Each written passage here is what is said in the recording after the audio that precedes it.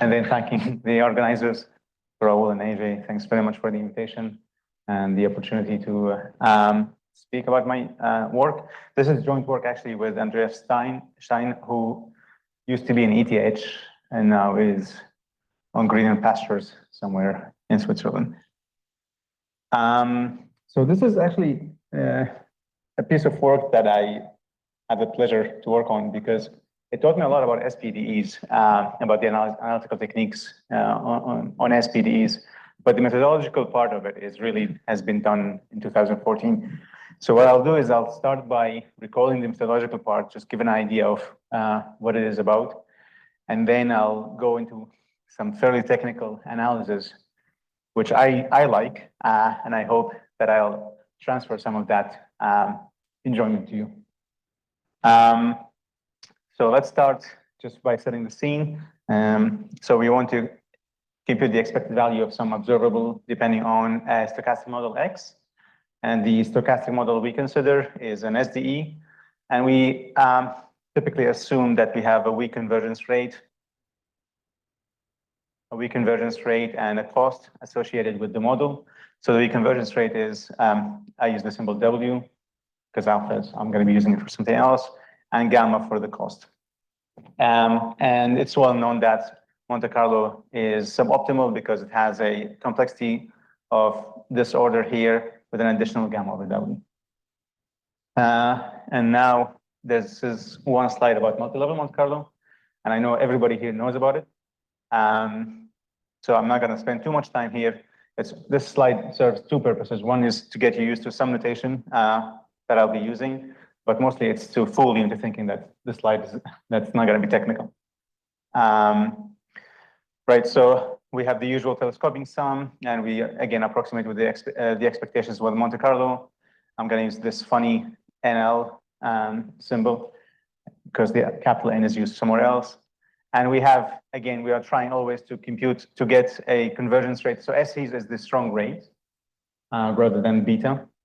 So we want the strong rate to be greater than gamma over 2 to be in this regime here of epsilon to the power minus 2 in terms of complexity. Again, this is nothing new to the audience here. So won't spend too much time on it.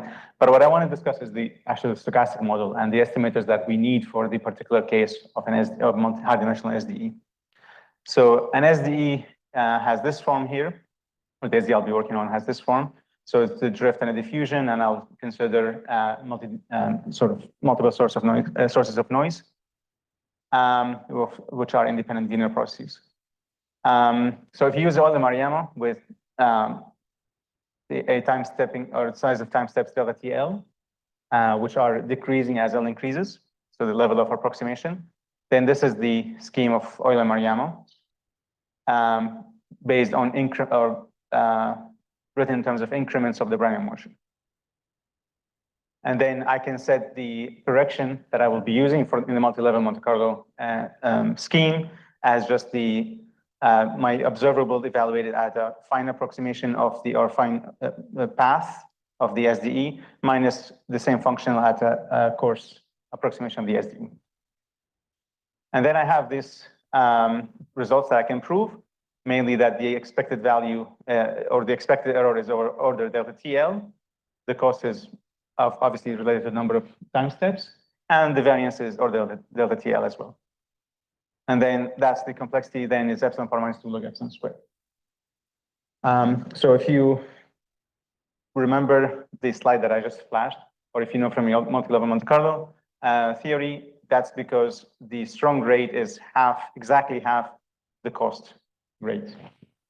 So in this case, my S is 1. My S is half, and my cost is 1. The rate of cost is 1. So gamma is 1. This is where Milstein helps. So Milstein is a higher order scheme that I could use. It's the same as a Euler-Mariyama scheme plus a correction that I can get by essentially expanding this term here in a Taylor expansion. Okay, so I will have to have the Jacobian of this function times the this difference here, which comes from this the interaction between the different dimensions of x. So x here is multidimensional, obviously.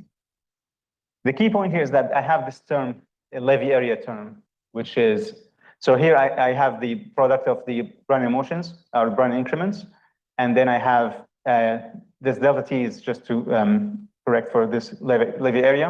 But Levy area is essentially, it's an iterative integral. And it's very difficult to compute or sample. The reason is because I want to be able to sample all these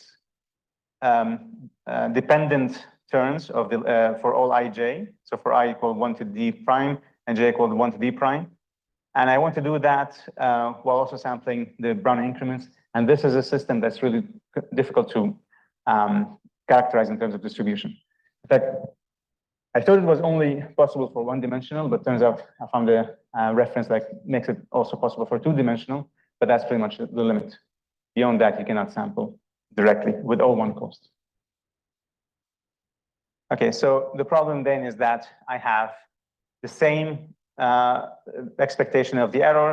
The cost now has the number of time steps, plus if I have to sample this integral before, if I have to evaluate this integral, oops. If I have to evaluate this integral here, then I have to have it at maybe something like 1 over delta t, discretization points of that integral. And I have to do that delta t times, so I get delta L to the power minus 2 here, even though I get improved variance convergence rate because of Milstein. So I get better convergence rate of Milstein, but also worsen the cost because I have to evaluate those iterative integrals, at least for dimensions greater than 2. So then I'm back to the same case of epsilon power minus 2 log epsilon squared. So I don't get any improvement by using this higher order scheme. But we can also get actually this epsilon power minus 2 when the noise commutes, or when the noise is commutative. Essentially, when these, if you notice here, when aij is equal to aji, these two will, or equal to minus aji, then I can cancel this term here between two noise sources, and then I'll be able to just drop the Levy area. So that's, I should say, aij is equal to negative aji, and I want this one to be equal. That's what it means to be commutative. So it's already aij is equal to minus aji, and I want this here to be equal for all I and j, and then I can drop that term. Okay. So that's what means for the noise to be commutative. Mainly, these cross terms will then vanish. So the interesting case for this research is that when it's not commutative. Okay. So the main idea was actually proposed in 2014, as I said, which suggests to just drop it, drop that term and make an error essentially. So drop the additional term and have a truncated Milstein scheme. And it turns out that you can build a corresponding antithetic scheme, which works by switching increments in subsequent time steps. I'll make this more precise later in the infinite dimensional case.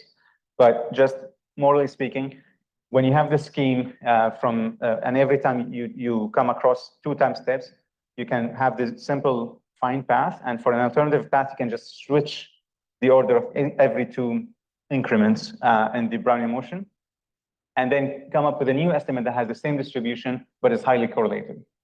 And use that as an antithetic estimator in this fashion here. So here, instead of having just the fine minus the coarse, I have the sum of the two fine steps that two fine approximations that I have, one coming from the fine, which is defined here, plus the one where I switched the order of the increments, and then I subtract the coarse one. And it turns out that this one, if psi is my functional, is twice differentiable, and actually that can be relaxed to just Lipschitz. Then, well, Lipschitz and twice differentiable, except for a finite number of finite number of points. then the variance convergence is improved to delta T elsewhere. And I don't have to simulate any Levy areas because I dropped them here. So I get the optimal epsilon 4 minus 2 that I was aiming for from the beginning. Okay. Right. Any questions up to here? And this is before I get into the infinite dimensional case. So this is the background that we started with. Right. So the point here now, this one is for X being in some RD dimensional space. Is we want to consider what happens when we have an infinite dimensional case. For example, think of X being a function rather than just a set of points, just a vector in RD. And that's the setup for an SPDE. So for an SPDE, we consider now H being a separable Hilbert space. And then we have the same Ito SDE, but now X being H valued. So H now here, think of H as an L2, just L2 over some domain. So the set of L2 functions over some domain. So this is the SPDE here. I have some unbounded linear operator A bounded linearity, a bounded non-linearity F, and a bounded function G here on the state X. So this has many applications in financial modeling, is the one I'm familiar with, but there's also in epidemic models and other in filtering as well. Okay, so now the same goal applies, but now I have more problems because not only do I have the low temporal regularity coming from the fact that I'm using Brownian motion, but I also have a low spatial regularity coming from the fact that this A operator has, think of it as the, for example, the Laplacian or negative Laplacian. So it has quite nasty eigenvalues that are increasing increasing fast. So if I can, of course, use Euler-Maruyama in this one here, but then I have the same problem where the variance is not converging quickly enough to get the optimal epsilon 4 minus 2. And I can use the Milstein scheme, but then I will have also the iterated integrals, except in this case, I have an infinite number of the iterated integrals that I will have to evaluate. So instead, what we'll do is we'll take the antithetic coupling that we just discussed, and we'll extend it. And I'll do this much more slowly than I did in the beginning, just to make sure that in the infinite dimensional case, things do not blow up. Okay, and the setup is correct. Yes, I will start it from now. Was I too quick? Oh, sorry.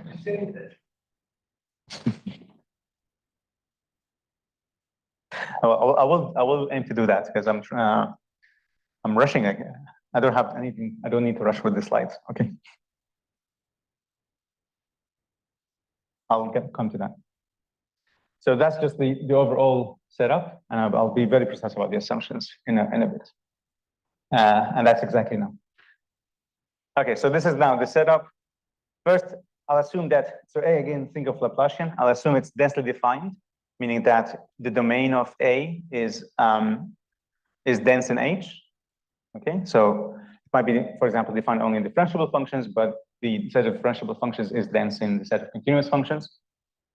And then I'll assume it's self-adjoint, it's linear, and it will generate an analytic semigroup of this form, so exponential of AT. Don't think so this one is, I'll be using it to essentially use the Hamlet principle later on to formulate the solution as a mild formulation. And I'll assume that it's boundedly invertible. Okay. So F is, for now, I only need to be Lipschitz, but it allows me to have any non-linearity I want, depending on X. Now, in the infinite dimensional case, W has to be colored in the sense that it has to have a covariance operator where the modes decay. You have an infinite dimensional system, but the modes become less and less important. Okay, and so I'll have to assume that this W has a covariance operator Q, which I'll assume is trace class. Okay, so the eigenvalues of this Q are summable. And it's, of course, positive definite. And G, I'll assume, again, for now, just Lipschitz. But it's Lipschitz and takes me from H, from the space H, where X lives. And it takes me to a space of linear Hilbert-Schmidt operators that those operators take me from H to H. So this curly H is the reproducing Hilbert space associated with the covariance operator Q. Okay, so remember W here, this WT lives in this H. Okay, because it's the, think of just in the finite dimensional case, if you're not comfortable with the infinite dimensional case, you have the covariance operator, square root of the covariance operator times a normal sort of distribution. And that's exactly here the same kind of situation. You're multiplying the covariance the square root of the covariance operator. And for now, I'll only assume X is 0 as in L2 from L2 omega H. So only two, it's H valued, but only has 2 moments. Okay, any questions about the setup? So the square root of Q is defined in terms of the, if I have an eigenexpansion of Q, so in terms of eigenvalues and times, so sum of eigenvalues times eigenvectors. And so I just take the eigenvalues and square root them. Okay, so that's how I define Q, square root of Q. And actually, that's how I'll define any power of a linear operator. Okay, so with this, then I can apply what's this Duhamel principle, where X now can be written as in this form here. So you see A is no longer, doesn't appear here, only the semigroup S appears. So if you're familiar with the Duhamel principle from PDEs, you apply the linear operator always to the forcing, and the forcing here is F and G. And at every step, you just apply it to starting from T minus S in this case. So you take an integral, and at every step you apply it up to T. Okay. So again, I remind you, S of T minus S is just the exponential of TA. So T minus SA. Okay. So under mild assumptions, which actually I've just listed in the previous slide, X has LP moments, or L2 moments in this case, because I cannot have more moments than the initial condition. But also, more importantly, it's more regular than what I started with. So in this case, it's H dot alpha. So H dot alpha is defined as the domain of the power alpha over 2 power of minus A. So again, A is a linear operator. I can expand it on eigenbasis, and I can take powers of that operator by just taking powers of the eigenvalues. Do I have it written? No. So just think of the eigen expansion of A in terms of eigenvalues and eigenvectors. Take any power, or in this case, alpha over 2 power of the eigenvalues, and that's how you get this new operator, this new A operator. And if you take that domain, that's your new Hilbert space H dot alpha. Okay, so I will get some irregularity out of this because I'm thinking of the eigenvalues of A as increasing, for example, for a Laplacian, and by taking the powers which are smaller here, so alpha up to 2. So taking powers smaller, I decrease the growth. Okay. Right. So now that I have the setup for the multiform relation, I can talk about approximations. So I have 3 approximations that I will need to take care of. I have the spatial approximations because I have H as a space of functions. I have noise approximation because W is infinitely dimensional, and I have temporal approximation. So let me just start one by one. So for spatial approximations, I have to replace H by a discrete subspace, which I'll call Vn. So n being the discretization parameters of the subspace, and dimensionality of that is n. And then I have an associated projection operator that takes me, so orthogonal normalized orthogonal projection operator that takes me, orthonormal projection operator that takes me from H to Vn. And this, then I have an associated semigroup defined in the usual way. So just An is A of the projection of its argument. And it generates an associated semigroup just like it did for A. Okay. And then I have a noise approximation. I also have to approximate that. And in that case, W, I can write it in terms of the Carnot-Levy expansion, but the H-valued Carnot-Levy expansion. So here I have the eigenvalues of W and multiplied by the eigenvectors. Okay. And then I can truncate that Carnot-Levy expansion up to order K. So crucially, those eigenvalues are Brownian motions, which are independent and have variance that's determined by my covariance matrix Q. Okay, so eta K is exactly coming. So this is the variance, and it's exactly coming from the Q operator, just applying the K eigenvalue, eigenvector. Sorry. Okay. And then I have time stepping. So I use rational approximation. So here I have R is my rational approximation function, and I will use this notation R of delta T AN, which I define as, again, in terms of the eigen decomposition. So V is in H, and I assume that I have an orthonormal eigenbasis F1 to Fn of Vn. So whenever I take the rational approximation of an operator applied to V, I just take the rational approximation of the delta T times all the eigenvalues of lambda n and apply it to V, multiply by V when dotted with the eigenvalue, the eigenvector Fn.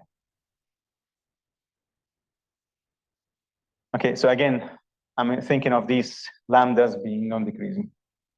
I'm in the bad case. Right.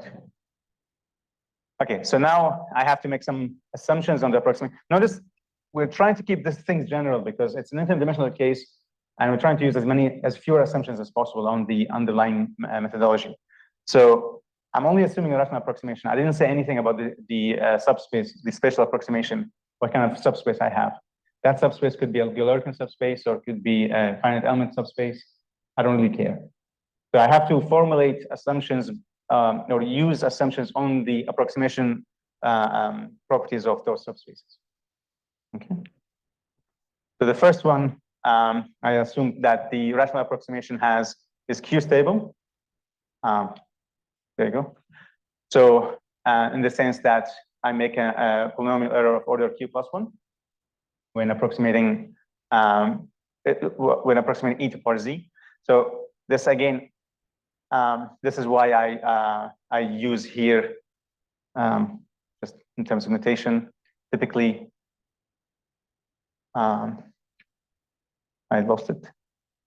Yeah, typically, this is why R delta T AN is approximately SN delta T. This is motivated by the fact that R is approximating an exponential function. So you're approximating the semigroup action. Okay. So I assume that since it's approximating an exponential function, it's approximating it with making a polynomial error of order Q. And then I have to have a subspace approximation property, which is this one here. I assume that V minus the projection of V onto Vn in the H norm is related to the smoothness that I have in V. So as alpha increases, I have a smoother and smoother functions, and I get faster and faster decay in terms of a rate, which I'll call alpha tilde. So alpha tilde typically will depend on alpha and d.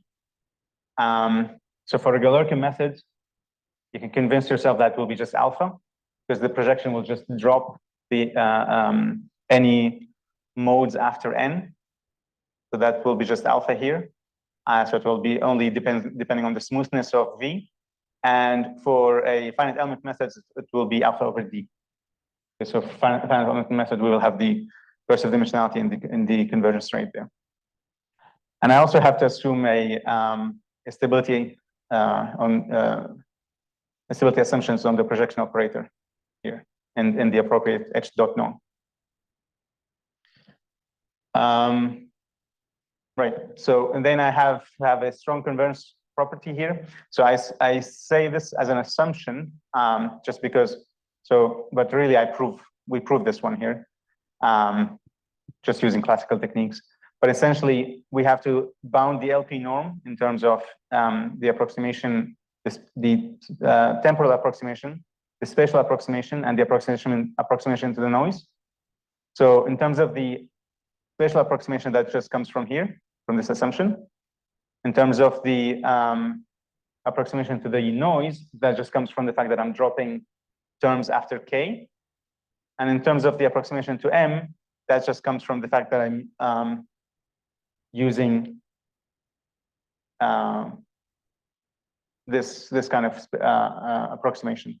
I'm realizing I haven't defined exactly what YNKM here, but you can see that it's just what I'm using all these ideas, all these approximations at the same time. So with the NM, NK, and M at M time step, and with M, capital M time steps. Okay. Right. So now this is why I didn't want to introduce it just yet, because here it's the punchline, which is I have now this malformulation in terms of the VM phase, and then I can do the same idea to come up with a truncated Milstein scheme, which is expand, first have the normal Euler expansion or approximation. I'm just gonna set f to equal to 0, just because when f is not the issue here. It's this term here with the noise, that's the issue. So I'm just gonna ignore f for now and just focus on the tricky part. So I have my normal Euler terms, and then I have this additional term here that comes from the fact that I'm using that I have to have the second order expansion of G, or the first order expansion of G, the Taylor expansion of this function here, or this functional. And it looks very similar to what you saw before when we had the Jacobian of the diffusion coefficient. Here we have the derivative of the operated derivative of G evaluated at this here. Of course, the projection of G applied to the state, and I have the difference between product of Brownian increments and minus delta t here. So I dropped the Levy area.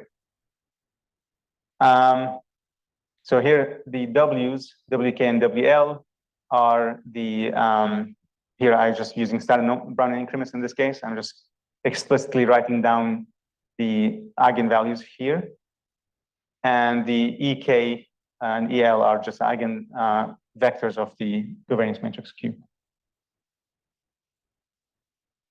Okay. Right. So Andreas actually had the idea, just because, and this is why I'm not spending too much time on this one. It's an ugly expression, and it gets uglier when you analyze it. So Andreas had the idea of introducing this new process, this new martingale, which is based on the tensorization of Brownian increments.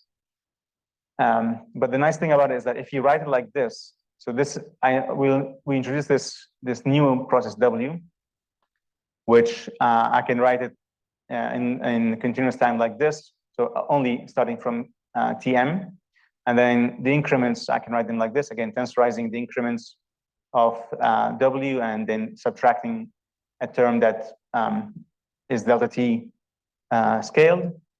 But then I can write this nasty function, this nice expression, I can write it in terms that are more familiar to us, which is just, instead of using Brownian increments here, I'm using this increments of this martingale. And instead of using my G function, I have this additional, this new object G, which is specifically defined to have this expansion. Because G is an object that actually we don't know what it is, but we only know that if we discretize it, it discretizes to this expression. But we can prove things about it. And that's the point. So we don't know what this object is. We characterize it through this discretization, and we can then prove things about it in terms of differentiability and that it will be linearly grow linearly only. And that's because later on, I'll be able to show you how the swapping kicks in with a nice expression here. But first, so in the coarse scale, so I have now to define, I have to show you how to construct the coarse scale approximation, a fine scale approximation, and the antithetic approximation. So for the coarse scale, is just using the same increments. So the coarse increments of W and this new martingale, calligraphic W. And then what I'll do is I'll split the time step delta t into two small time steps. And then I have the Brownian increments. We know that it's just the sum of two smaller Brownian increments. And the sum of, this new process, this thing, or the increment of this new martingale, it's the sum of the smaller increments in the process, I wish, plus some correction. Okay, so there's this extra correction that I have to introduce, but essentially I can write it in terms of this this new correction, this coarse correction is some function of the smaller corrections. This is why it will be nicer to deal with in analysis. So this now, if I do this, then to write down the fine approximation at time m or tm, then I have to add. So I have to consider what happens at half step, which is I just add the coarse the fine mth increment of W and the fine m increment of this calligraphic W. And then at m plus 1, I have to add the m plus half increments for both. Okay, just like you would expect. And finally, the antithetic is just taking these and swapping the blue with the orange. But everything else stays the same. Okay, so this is why introducing this calligraphic W just makes things much clearer. Because I'm just talking about these increments, not only of the Brownian motion, but also this other martingale. Okay, so now that we have this, we construct the same antithetic estimator, where we have the antithetic estimator is just the function evaluated at the fine approximation plus the function evaluated at the antithetic approximation divided by 2. And of course, it's the same distribution because I'm swapping increments. So there's nothing, I'm not changing the distribution at all. Those are identically distributed, those increments, I should say. So I don't have any additional bias, just like in the finite dimensional case. I have the same strong error in terms of if I compare to the original, to the exact solution. So it's exactly the same strong error as if I'm using Euler and Maruyama. So I don't introduce any additional error there. But for the antithetic scheme, I can using if psi is differentiable, then, or Lipschitz, I should say here. No, it should be twice differentiable. If I have that, then I can relate it to the difference between the coarse approximation and the the sum of the antithetic approximations will define. So I can relate it to this one here. And then the antithetic, the hope is that this one will converge faster than Euler and Maruyama, which is the important one. Okay.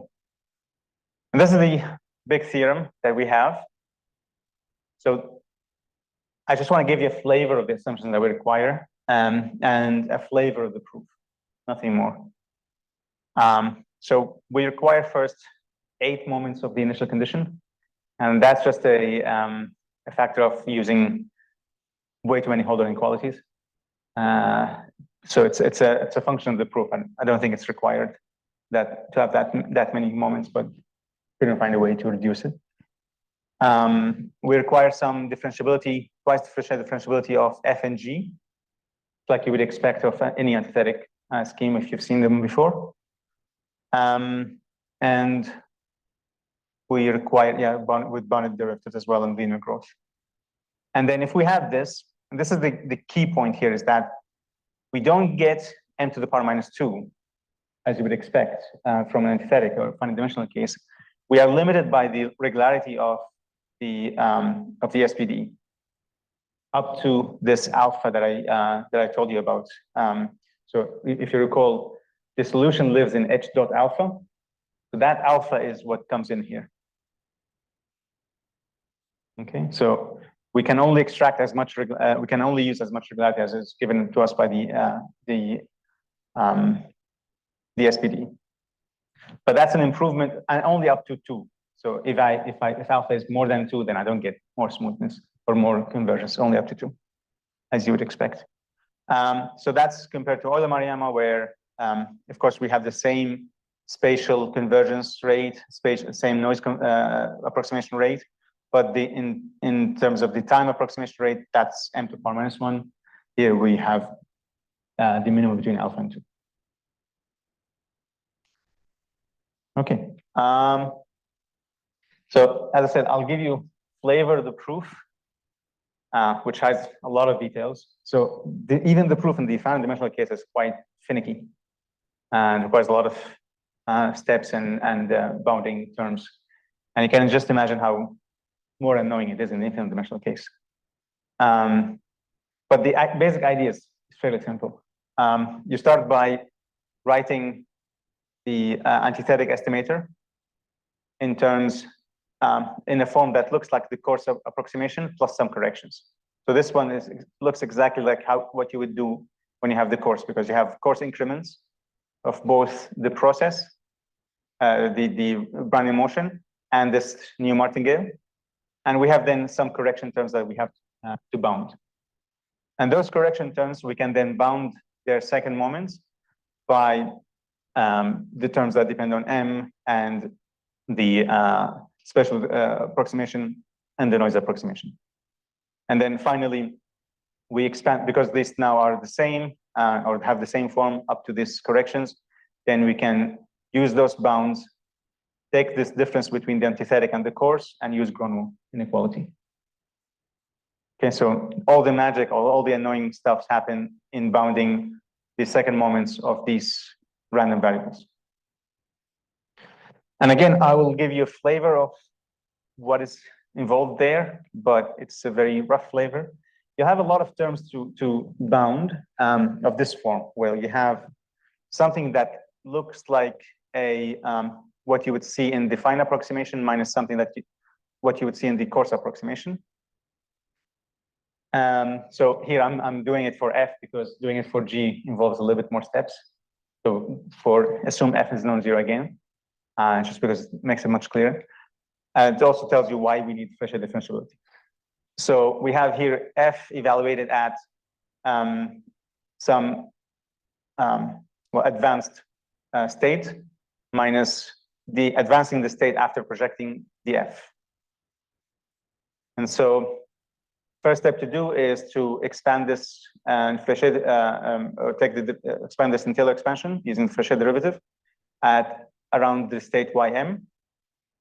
And so I have here the difference between this projection, this advancement here, and ym, and then the same term here. And then I can extract, let's see. So this one here is just the same, just extracting the y to the right, and then I combine these two terms to get this one here.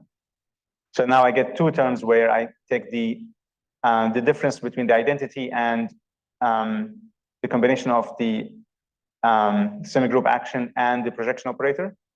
And the other one is when I have the difference between the semigroup action and the identity.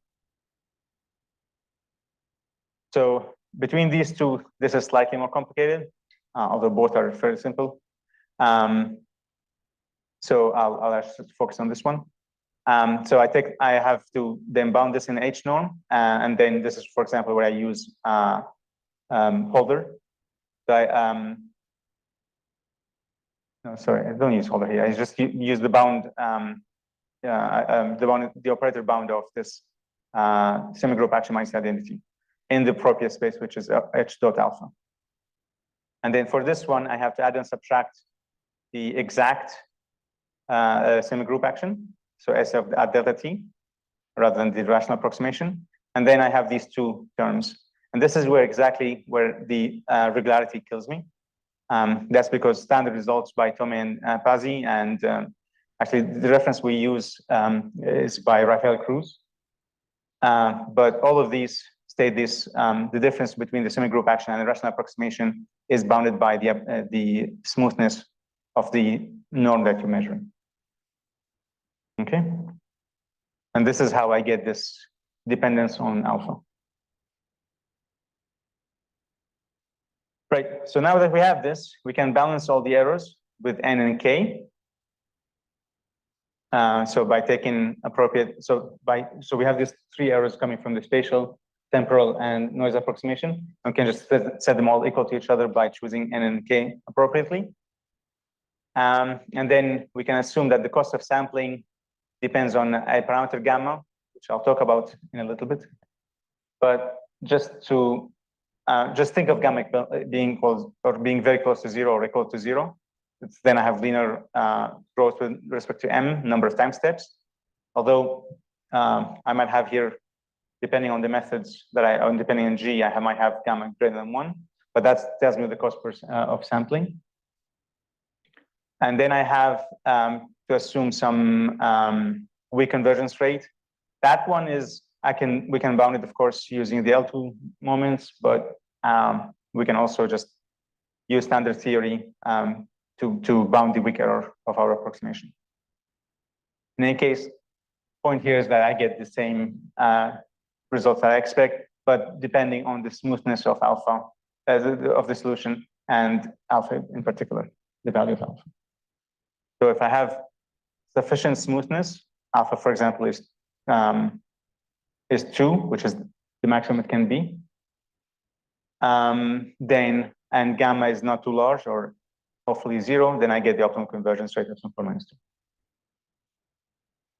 2. Okay, I'll come back to gamma at the end when I talk about the conclusions, but let me just show you some numerics. So for this, we have a domain in 1, 2, or 3 dimensions, just the hypercube. And we consider just the Laplacian. Then I know what the eigenpairs of the Laplacian in closed form, although I don't, as you will see, I don't need actually the eigenfunctions. Just the eigenvalues are growing like n for 2 over d for Laplacian. And then W, I'll choose a covariance operator that is particularly easy, in the sense that I'll choose it to be just a negative power of this Laplacian operator. It changes the eigenvectors, and then I can use Galerkin method. But also notice it's negative power because I want Q to be bound, to have trace. It has to be trace class, so it has to have eigenvalues that are decreasing, and they have to be summable. So S has to be necessarily greater than D over 2. Because I want all this to be summable, strictly greater than D over 2. And then I have this stochastic heat equation written in terms of Laplacian, and I set F equals 0. And I choose a G of this form. It's a slightly complicated form. It's complicated just enough to be interesting, but not too complicated to make numerics difficult. And I'll talk about why that is once I show you the results. And so with this, it's standard results that from Rafael Cruz's book, that X is and actually has the same number of moments, but with H, has smoothness H dot alpha for alpha up to 1 plus S, and minimum was 2. So that's the smoothness that I have. As S increases, I get, so it means that I have faster decay in the eigenvalues of the covariance operator. I get more smoothness up to 2. And so all of this is so that I can use a spectral Galerkin method. So what I do is I have to expand now the noise Q in the same eigenbases as the Laplacian. And then I expand the solution in the same eigenbases as well. And then I only have to track the modes. okay, or the coefficients in terms of the same eigenbasis of this of the function of the solution. And then, of course, we use, as we said, the truncated wave expansion. And in this case, because we use the spectral method, alpha tilde is equal to alpha, so there's no D dependence. And beta, one can work it out that it's just S divided by D, S over D minus half. Okay. Just based on the eigenvalues, how fast the eigenvalues are decaying. All right, and this is the main plot here. So again, just to recall, alpha here goes all the way up to 1 plus S. So if I say S is D equal to 1 and S equal to 3D over 2, so S is equal to 3 over 4, then I should expect that my convergence rate is going to be 1.75 if I use antithetic. While for standard, it will be m to the power minus 1, and that's exactly what I see when I check the numerical convergence.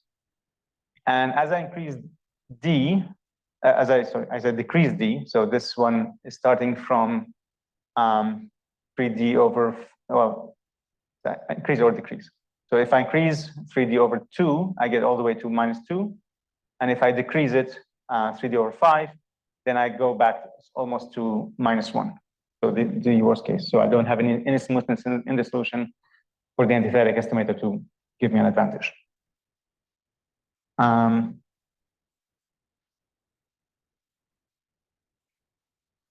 So for D equal 2, I have to be in the good case at all times, because recall that S has to be greater than D over 2 over D.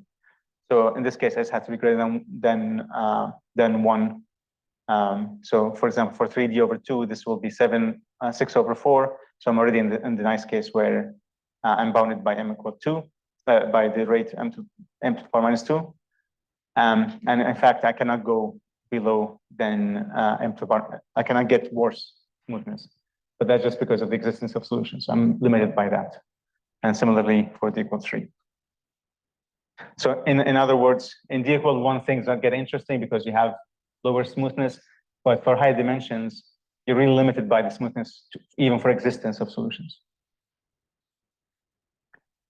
Okay, so what we've looked at is this antithetic Milstein scheme, which is, again, fairly well understood in the community and in finite dimensional case. This is just the infinite dimensional case analysis of that. It's nice because it doesn't have the iterated integrals, and it has the improved complexity. But there's a lot of next steps if this excites you at all. So one thing is we've been looking only at the final time, so only at x at time capital T, or functions that depend only x capital T. If the function depends on the path, then you need this method will not work, and in general, antithetic Milstein will not work. In the paper, actually, by Michael and Szpruch, they do suggest an improvement, another antithetic method, where they do treat this. Did I jump? Where they do treat this path-dependent noise. Right. And one thing I promised to talk about multiple times, and it's a point that is actually about Milstein in general. So you see in Milstein, you have this double sum. And this double sum depends on the number of modes in the Carlo-Levy expansion. And you have to evaluate this double sum. And this double sum grows quadratically with the number of modes that you're including. So it means that the cost is going to be growing quadratically with the number of, with the approximation level. And that just destroys everything. So I chose a particularly nice example here, where each mode, EJ, is only interacting with the mode next to it, EJ plus 1. So it's a sparse operator. I don't have interactions across, it's not a dense operator. Because if I had a dense operator, then I have to include all the modes. But in the case I have a sparse operator, things are nice. So that is a limitation of Milstein that does not appear in the finite dimensional case, but the infinite dimensional case where the number of noise terms that you have to include in the Carlo-Levy expansion have to increase with the accuracy. This kills, and there's no clear way of doing this one. Right. So this is the path dependent what I talked about, and there's no clear way to treat this the problem with the double sum, except maybe if one can come up with a hierarchy based on the noise approximation or how much you treat from this double sum itself. So maybe one can include only the modes that are, or the products that are, for example, significant up to TD or something similar. Right. So we can also talk about, so we only discussed so far the case when we have Wiener processes, but everything I've said actually turns out it does generalize to Levy noise in general, except for the fact that we will need, and this is, I didn't mention, but when I showed you the proof about F, the same proof applies when I use G, when we prove the same when we bound similar terms with G, if we use this Burkhalter-Devescandi inequalities. And so we will require similar inequalities for any Levy noise type terms that we have. At the moment, I'm assuming that F and G are Lipschitz and piecewise twice differentiable, and that is not a necessary assumption. Like you can relax that assumption, although the analysis becomes much actually piecewise twice Fréchet differentiable.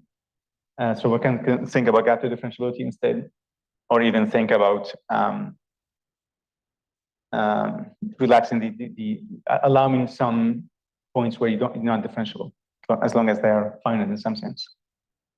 We can also talk about, so we have exploited the mild formulation and all of this, but if you want to deal with hyperbolic SPDEs, then you have to exploit weak formulation, completely different analysis. But also, we can also use 10 schemes or other schemes that have not been expanded yet to infinite dimensional case. So there's a lot of work that's been done in the finite dimensional case in the UK community and multi-level Monte Carlo community in particular that needs sort of transforming the infinite dimensional case for the applications that I mentioned. That is all. These are the references. This is the main book that includes a lot of the results that we rely on. That's the preprint. Thank you.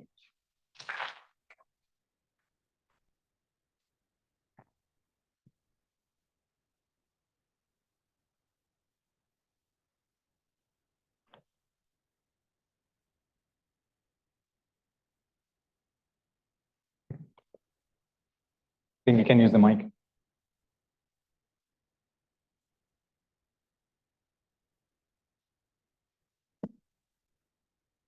Yeah, thanks for the very nice talk and the detailed talk. So you were mentioning about the knowledge of the spectrum really to be able to, or at least the spectrum estimates, right? So how does this connect, for example, with more general domains than just say 0, 1 to the D or things like that?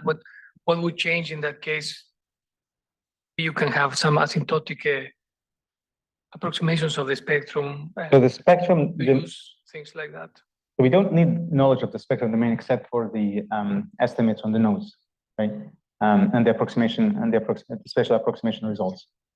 So as long, I mean, even when you would have to characterize how good your approximation method is in terms of this spectrum. So even if you have a misshapen domain, as long as you can characterize how fast your convergence rate is, then you can predict what the complexity will be.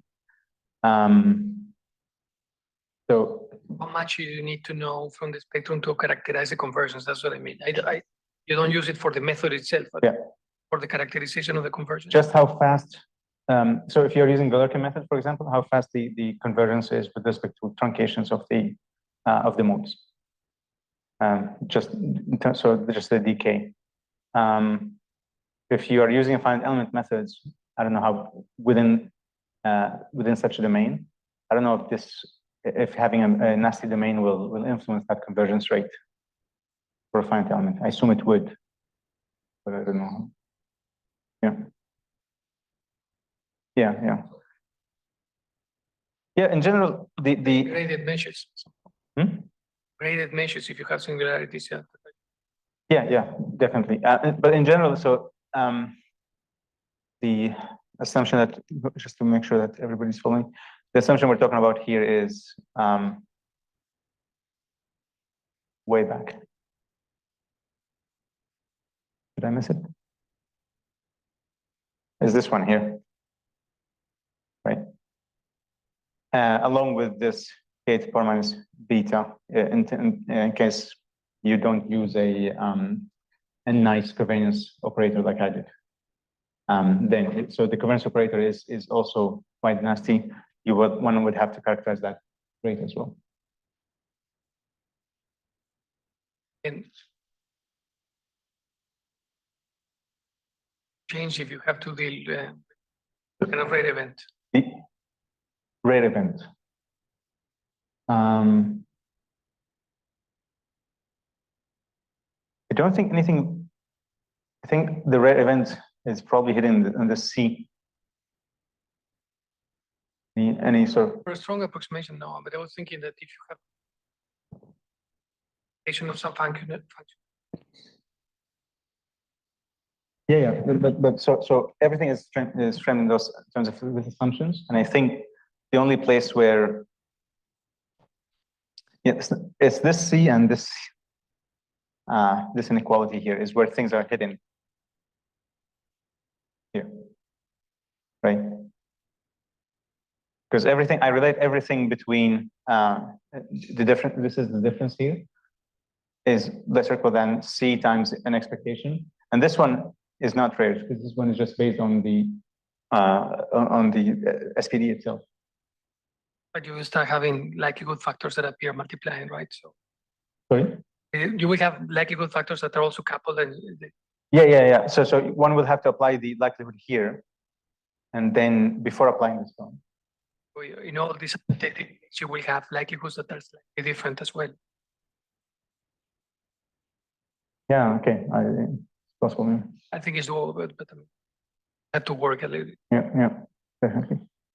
Could be added to the list. It should be. Although even in I'm not aware of work there, even in the finite dimensional case.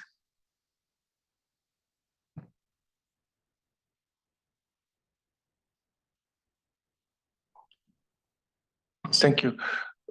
The question is, assume that my operator, covariance operator, or Laplace operator, which was here, can be approximated as a tensor sum. So it means that, let's say, concrete Laplace in 3D, it's a linear combination of Laplace 1D and the identity operator.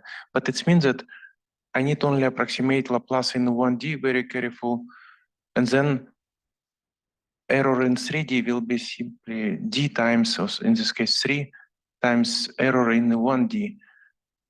Can it somehow be used here? Is this information useful? So for approximating the linear operator, I think so, because it's not about approximating the operator itself. It's about approximating the subspace. It's changing the Vn, right? Because your subspace Vn will change, and how it depends on the number of approximation on the approximation parameter n. I don't think that influences the approximation of the covariance operator. At least I don't see how. But so yeah, coming back to the same assumption, this in green, it only will influence this here, right? So you will have your V is something in H, and then you are projecting V onto the subspace Vn, and how you construct this Vn, you might use a tensor method, I guess, and that's where it will enter. By the way, they have an elegant formula to compute eigenvalues of Laplace in 3D if you know eigenvalues of Laplace in 1D. Right. So, I mean, in here, actually, we don't need knowledge of the eigenvalues. The eigenvalues is just we need them to decrease at a certain rate or increase at a certain rate. It's not about so you can use Wales' principle to just know for the Laplace operator with in a square to know that the conversion that they increase like n to the power 2 over n to the power d over 2. Is that right? Yeah, I think so. N to the power d over 2. So 2 over d. Kind of cool. I have it written somewhere. It was written on your slides, I remember. Sorry? It was written on. Yeah, I'm getting confused. Yeah, here. Yeah, so it's 2 flat, over d. So yeah, it's n squared and then n1. So that's how you get the that's this one is true regardless of what our other constants are in front, like what the exact values are. And that's all that's needed to know what the convergence rates are going to be and how the analysis will behave, how the method will behave. Thank you. Okay, so the time is up now and it's time for coffee break. So if anyone want to talk with Al more, I'm sure he can accommodate it. So let's thank you, Al, again. And we are back in 15 minutes or 13 minutes after coffee break.